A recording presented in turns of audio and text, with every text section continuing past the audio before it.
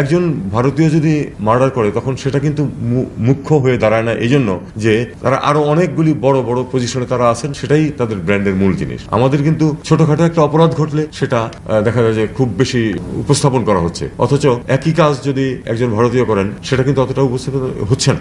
এখানে আরেকটা বিষয় আছে, মধ্যপ্রাচ্যের যে পত্রিকাগুলি আছে সেগুলিতে ভারতীয়রা বিরাট ভূমিকা পালন করছে, এমনকি এডিটোরিয়াল পলিসি নির্ধারণের ক্ষেত্রে তারা ভূমিকা পালন করছে। আমাদের সেখানে প্রচুর সমস্যার সম্মুখীন হতে হচ্ছে যে আমাদের একটা ছোটখাটো ঘটনা ঘটলেও, সেটাকে নেগেটিভ ঘটনা ঘটলেও সেই খবরটাই প্রাধান্য পায়, পজিটিভটা প্রাধান্য পায় না। এটা ভারতের ক্ষেত্রে ঠিক উল্টোটা ঘটে, কারণ তাদের লোকজন সেখানে ওই অবস্থানে পৌঁছতে পেরেছে।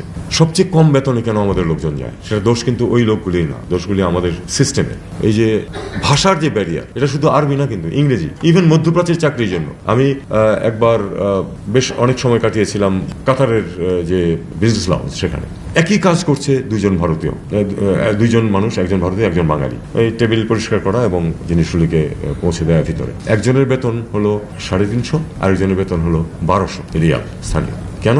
আমি তখন জিজ্ঞেস করলাম বিষয়টা কি। ভারতীয় ভদ্রলোক তিনি ইন্টারভিউ দিয়ে চাকরি নিয়ে, সরাসরি চাকরি নিয়ে এসেছেন, আর বাঙালি যে ভদ্রলোক ওখানে চাকরি করছেন তিনি গেছেন কোনো একজন কফিলের মাধ্যমে, কফিল তাকে ওখানে নিয়োগ দিয়েছে, কফিল সেখানে কিন্তু 1200 রিয়াল পায়, তাকে 350 রিয়াল দেয়, কারণ 350 রিয়াল চুক্তিতে তিনি গেছেন। তা আমি বললাম যে তুমি কেন বাবা ইন্টারভিউ দিয়ে আসলে না? তখন তার মুখটা একটু কালো হয়ে গেল যে ইন্টারভিউটা তো ইংরেজিতে হয়েছে, আমি তো ইংরেজি জানি।